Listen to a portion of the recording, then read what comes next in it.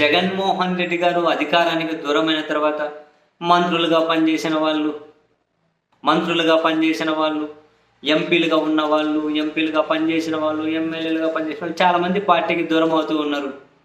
తాజాగా కూడా చూసాం గ్రంథి శ్రీనివాస్తో పాటు అవంతి శ్రీనివాస్ మాజీ మంత్రి వీళ్ళు కూడా.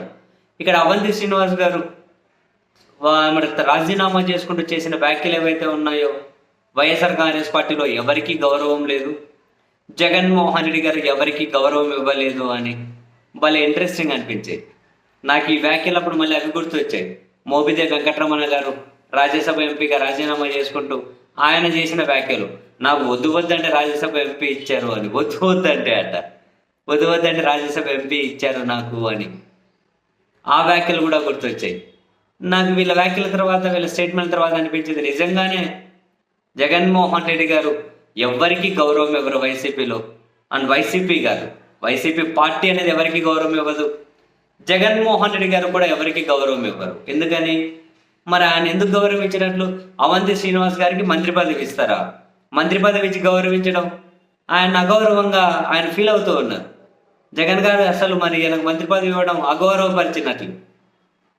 మోపిదేవి వెంకటరమణ గారు ఓడిపోతే ఎమ్మెల్సీ ఇచ్చి మంత్రి ఇచ్చి మండలి రద్దు చేసే ఆలోచన ఆయనకు ఉంది కాబట్టి మంత్రి పదవి తీసేసి మళ్ళీ నెక్స్ట్ రాజ్యసభ ఎంపీ చేసి ఎంత తీవ్రంగా ఆయన అగౌరవపరిచినట్లు, అంత పదవులు ఇస్తే అంత తీవ్రంగా అగౌరవపరిచినట్లు అండి వాళ్ళను. అంతేగా ఇప్పుడేమో మాజీ మంత్రి బాలినేని శ్రీనివాస్ రెడ్డి గారిని తీసుకోండి, ఆయన కానీ అంత తీవ్రంగా అగౌరవపరిచినట్లు. ప్రతిసారి టికెట్ ఇచ్చి జిల్లా బాధ్యతలు ఇచ్చి మంత్రి ఇచ్చి జిల్లాలో పెద్దరికం ఇచ్చి మరి అంత అగౌరవపరచాల్సిన అవసరం ఏముంది? ఎవరినైనా ఇప్పుడు ఈరోజు రాజీనామా చేసిన భీమవరం గ్రంథి శ్రీనివాస్ గారిని తీసుకోండి, ఆయనకు ఎమ్మెల్యే టికెట్ ఇచ్చి గెలిచి మళ్ళీ ఆయనకు వెప్పించి ఆ తర్వాత మళ్ళీ ఆయనకు మొన్న కూడా ఎమ్మెల్యే టికెట్ ఇచ్చి ప్రతి దగ్గర అగౌరవపరచడం. ప్రతి ఒక్కరికి మంత్రి పదవి ఇవ్వాలి అంటే ఇంక ఆయన పార్లమెంట్లో చట్టసభరణ చేయాలి. 175 మంది ఎమ్మెల్యేలు ఉంటే 175 మందికి మంత్రి పదవులు ఇచ్చే విధంగా అందరికైతే ఇవ్వలేదుగా. సో మరి ఇవన్నీ అగౌరవపరిచినట్లు కాదు. మొన్న ఆయన చూడండి ఆలనా అని ఆయనకి ఏకంగా ఉప ముఖ్యమంత్రి పదవి ఇచ్చి ఆయన అగౌరవపరచలేదా? ఉప ముఖ్యమంత్రి పదవి ఇచ్చి ఆయన అగౌరవపరిచారు. కీలకమైన వైద్య ఆరోగ్య శాఖ ఇచ్చి ఆయన అగౌరవపరిచారు. ఇంత అగౌరవపరచాల్సిన అవసరం ఏముంది వాళ్ళకు? వీళ్ళందరికీ ఏకకాలంలో ముఖ్యమంత్రి పదవి మీద కూర్చోబెట్టి అంటే జగన్ గౌరవించినట్లు అయ్యేది. ఒకే కాలంలో అందరినీ ముఖ్యమంత్రి పీఠం మీద రోజుకి 24 గంటలు ఉంటాయి, 25 మంది మంత్రులు ఉంటారు. జగన్ తప్పితే 24 మంది, ఒక్కొక్కరిని గంటకొకరిని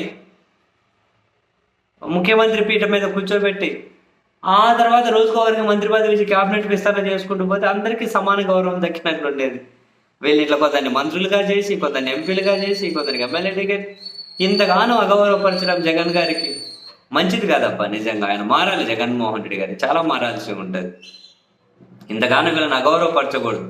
మరి ఏమన్నా ఆయన మారి నెక్స్ట్ అయినా తెలుసుకుంటారేమో ఎవరిని అగౌరవపరిచారు, ఎవరిని గౌరవపరచాలి అన్న దీనికి ఏమన్నా డిఫరెన్స్ తెలుసుకుంటాడేమో మరి చూడాలి.